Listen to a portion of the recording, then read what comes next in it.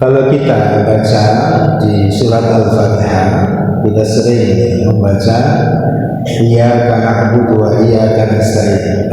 Ihdinas siratal mustaqim. Bimbinglah kami, anugerahkanlah kepada kami bimbingan petunjuk jalan yang lurus. Beberapa ulama tafsir membagi petunjuk itu menjadi 5. Ada yang membagi 4.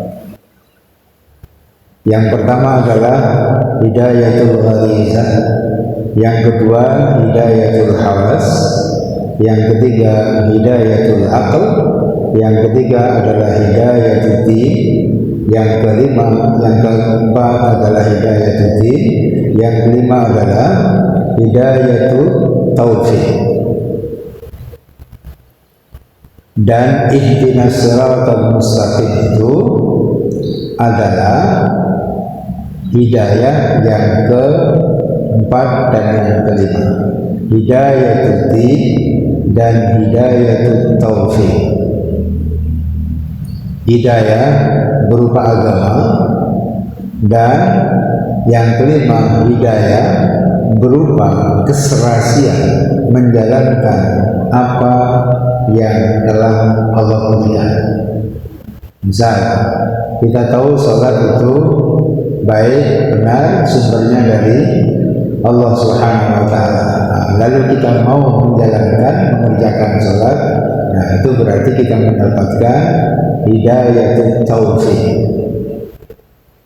Hidayah petunjuk berupa kecocokan dan keserasian untuk menyelaraskan antara petunjuk agama dan perilaku beragama.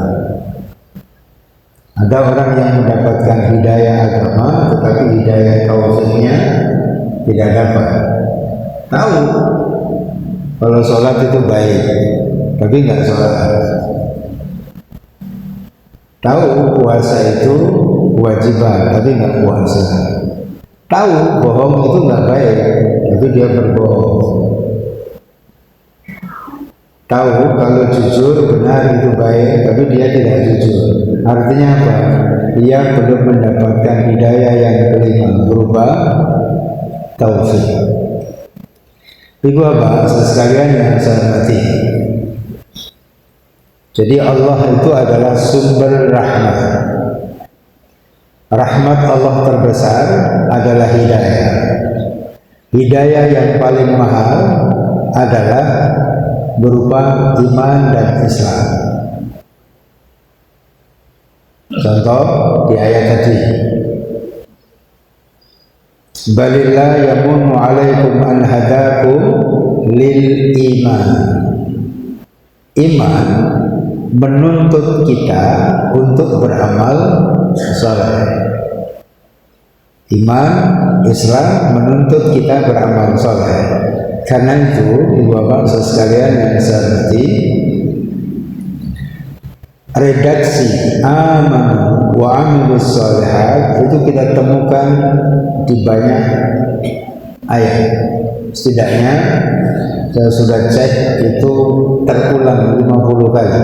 Alladzina amanu wa amilus shalihat, bisa illal ladzina amanu, bisa innal ladzina amanu wa amilus shalihat, atau illal ladzina amanu wa amilus shalihat, itu terulang 50 kali.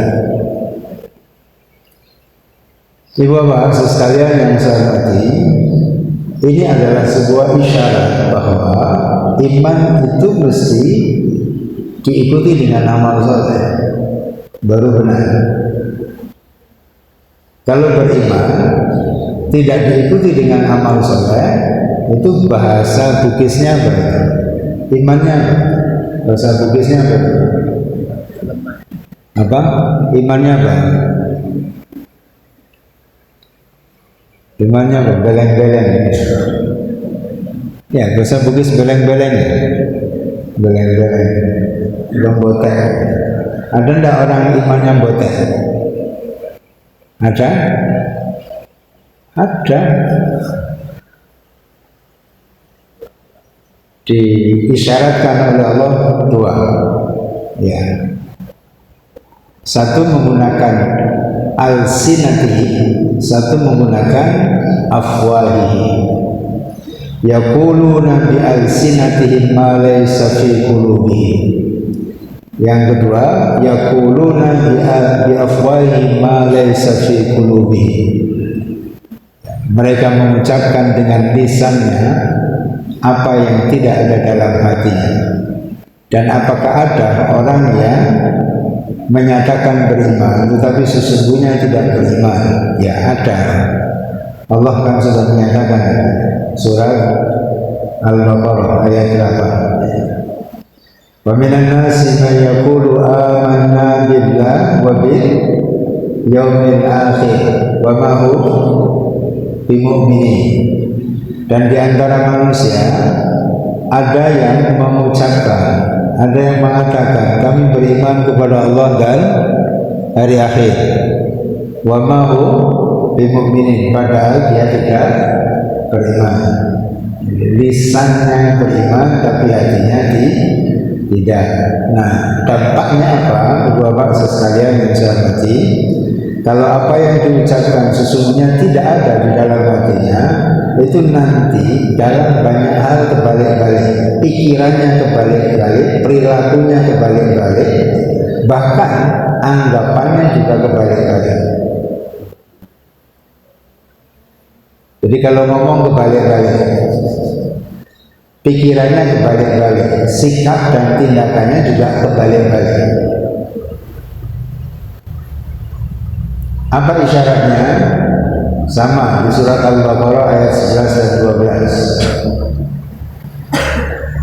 Di ayat 11, wa idza qila lahum la tufsidu fil ardh qalu innama nahnu muslihun ala innahum humul mufsiduna walakin la yash'urun.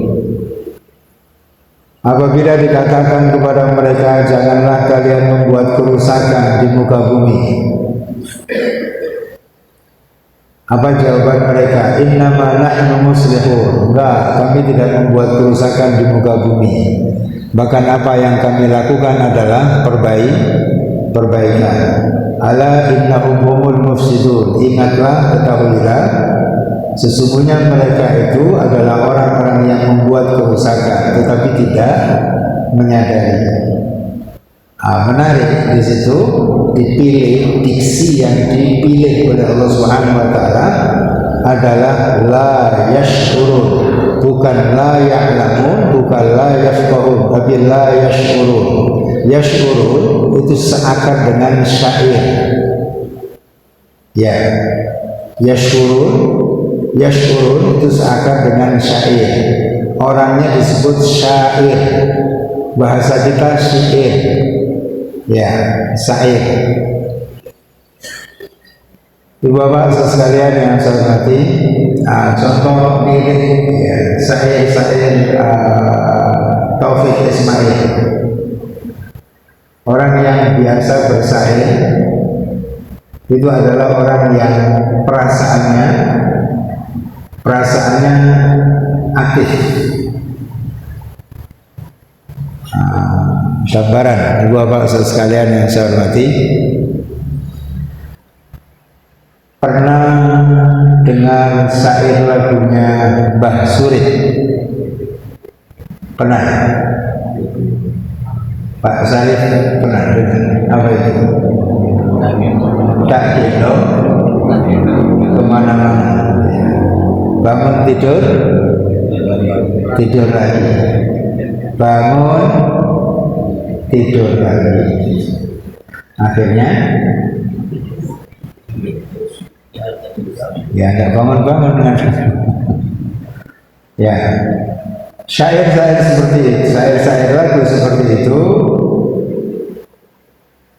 ya kita nggak perlu mikir keras untuk bisa memahami. Tapi ada syair-syair yang harus kita berpikir keras untuk bisa memahami. Contoh, syair-syair lagu Ebit Ade itu tidak seketika kita paham ketika kita mendengar. Jangankan syair yang masuk ke syairnya, Judulnya saja membuat kening kita sudah mengkerut. Contoh, apa judulnya? Judul lagu lagi antara lain ku gandeng tangan gaibmu, ya, sketsa rembulan emas,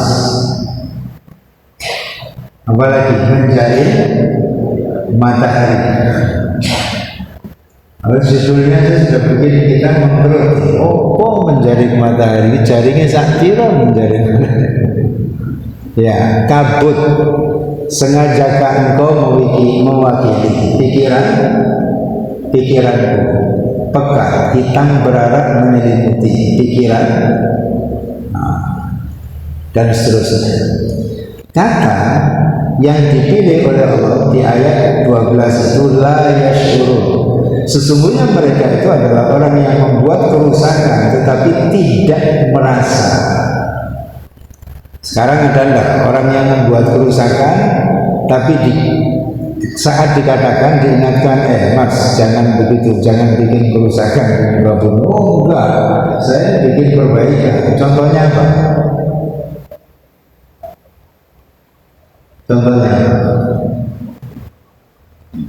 membuat kerusakan tapi tidak merasa, bahkan kampanye merasa melakukan perbaikan. Contohnya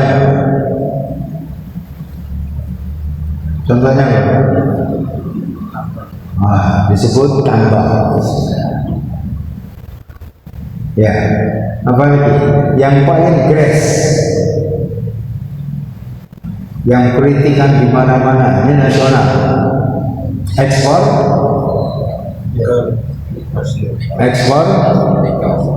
pasir. Ketika diingatkan sesudah 20 tahun dihentikan sejak Presiden Megawati 2003, sekarang dimunculkan lagi 2023, 20 tahun. Ya, kritikan, masukan sana sini, tapi merasa melakukan perbaikan. Nah, saya tidak melakukan kerusakan. Justru kami ingin menyelamatkan laut, dasar laut dan sekitarnya. Karena yang kami ambil adalah residunya. Sekarang mohon maaf Bapak Ibu sekalian, ada enggak mesin yang hanya mengambil lumpurnya saja? Yang terangkat lumpurnya saja? Enggak ada. Ya. Bunyinya saja ekspor pasir, bukan ekspor lumpur. Bahwa itu akan berpengaruh luar biasa. Artinya apa? Orang itu kalau pernyataan imannya tidak dari hatinya, itu nanti ya kebalik-balik semua itu. Karena merasa berbuat baik, ya terus itu dikembangkan. Karena dia yakin bahwa itu adalah baik. Ya, Ibu Bapak sekalian yang saya hormati, amanu wa amilus shalihat.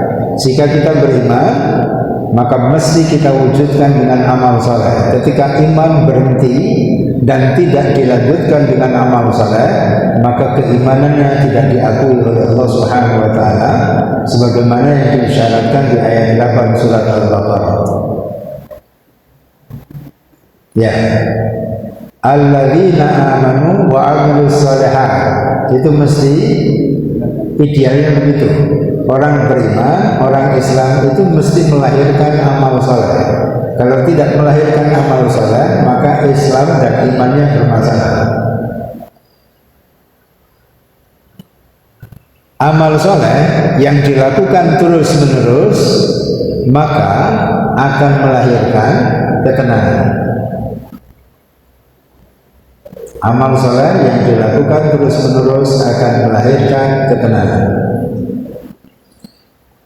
Salah satu contoh amal soleh itu apa yang diperkenalkan pertama kali oleh Allah Subhanahu wa taala? Begini. Rumus mengetahui di dalam Al-Qur'an apakah aktivitas itu jenisnya amal soleh atau tidak, Maka rumusan pertama, amanu wa amilus shalihat. Rumusan kedua, amanu atau amana atau tu'minu atau yu'minu tidak disebut amilus shalihat, tapi langsung jenis amalannya. Apa jenis amalannya? Amalan yang mengikuti iman, amalan yang didorong oleh keimanannya. Allah perkenalkan pertama kali, mohon maaf ibu bapak sekalian yang saya hormati, Allah perkenalkan amalan pertama, amalan soleh, itu di surat Al-Baqarah ayat 3. Alladzina yu'minuna bil ghaibi wa yuqimuna as-salat wa mimma razaqnahum yunfiqun. Disebut iman lalu diikuti oleh jenis perbuatan. Yu'minuna bil ghaibi wa yuqimuna as-salat. Itu yang diperkenalkan pertama kali oleh Allah, amal saleh. Wa mimma razaqnahum yunfiqun. Dan terhadap rezeki dan mereka menginfakkan, mensedekahkan, menzakatkan sebagian rezeki yang kami berikan. Dipilih dua ini oleh Allah Subhanahu wa taala karena kalau dua ini beres, yang lain akan beres. Dua bapak sekalian yang saya hormati, salat itu lambang interaksi terbaik dengan Khaliqnya Allah, maka disebut salat. Kalau hubungan baik terhadap sesama itu sila. Ya, kalau hamba kepada Allah salat, maka ada silaturahim. Silaturahim itu interaksi yang baik terhadap sesama. Kalau interaksi itu baiknya kepada Allah, maka disebut salat. Ya, ibu bapak sekalian yang saya hormati, kalau dua-duanya baik, insya Allah aman. Tapi jika dua-duanya bermasalah atau salah satunya bermasalah, maka akan diliputi kehinaan oleh Allah Subhanahu wa taala. Dzuribat alaihimul dhillatu wal maskanah ainaha suqifu illa bihablin minallah wa hablum minan nas. Hablum minallah simbolnya salat, hablum minan nas simbolnya zakat. Apakah itu salat fardu atau salat sunnah? Apakah itu zakat wajib maupun zakat sunnah? Ya. Ibu bapak sekalian yang saya hormati, amal salat yang diperkenalkan oleh Allah Subhanahu wa taala adalah salat. Dan salat itu adalah ibadah terbaik. Isyaratnya di mana?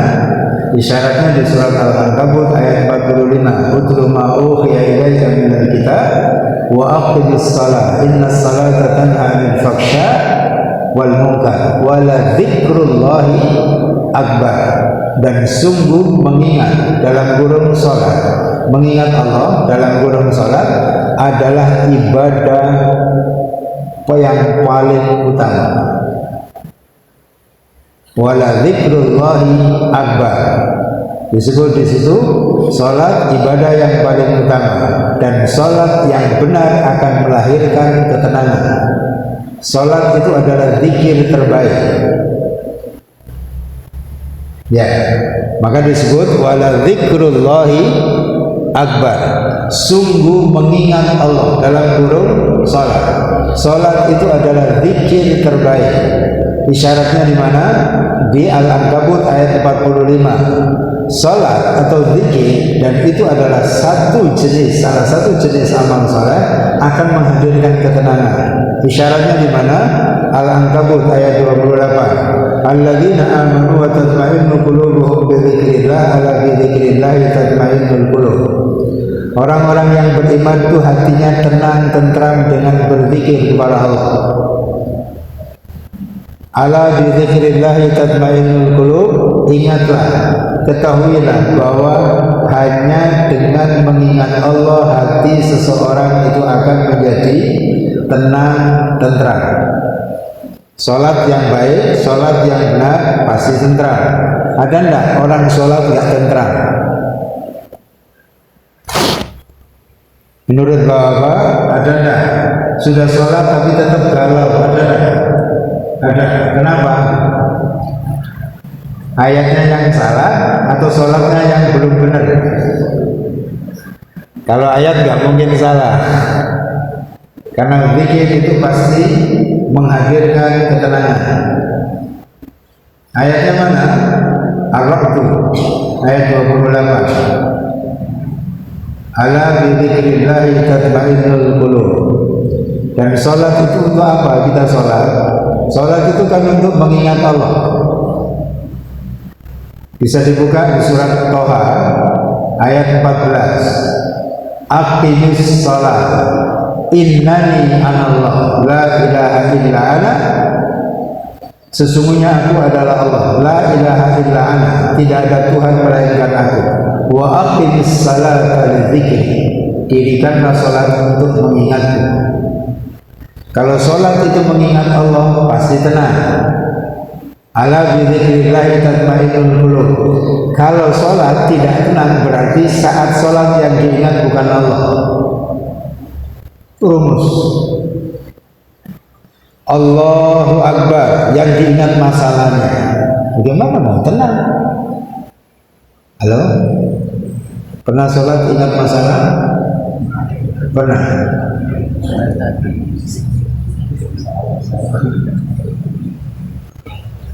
Sholat ingat utang. Sholat ingat penyakit.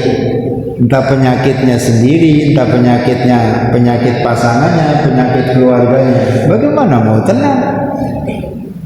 Sholat itu diperintah oleh Allah, wa aqimis salata lidzikri, dirikanlah sholat untuk mengingatku. Tapi yang dilakukan oleh banyak orang, sholat itu mengingat selain Allah, maka nggak tenang-tenang. Berapapun rakaat sholat yang dia lakukan nggak tenang-tenang, yang diingat bukan Allah. Lah bagaimana mengingat Allah? Mohon maaf, Bapak sekalian yang saya hormati, pernah ingat orang tua? Kira-kira saat kita ingat orang tua, apa yang kita ingat? Apa?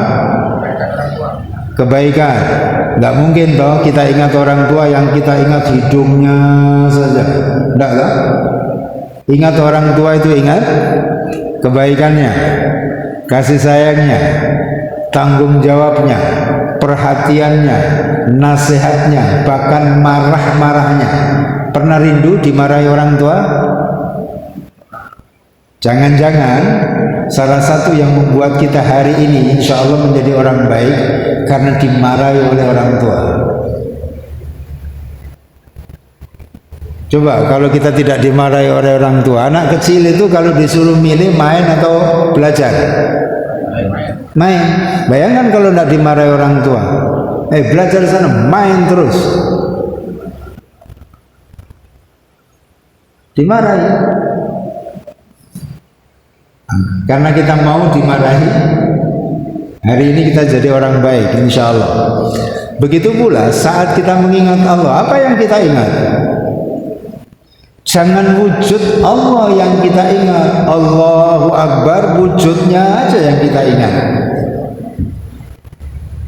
Sementara Rasulullah SAW sudah mengingatkan, tafakkaru fi khalqillah wa la tafakkaru fi dzatillah fa innakum la taqdiruna qadra. Berfikirlah kamu tentang ciptaan Allah dan jangan sekali-kali berfikir tentang zat dan wujud Allah. Fa innakum la taqdiruna qadra. Karena sesungguhnya kamu tidak akan sanggup menjangkau. Begitu ada orang yang berfikir keras tentang wujud Allah, tentang eksistensi Allah, itu lama-lama nanti menjadi kurang. Harusnya 1 kilo kurang 1 on.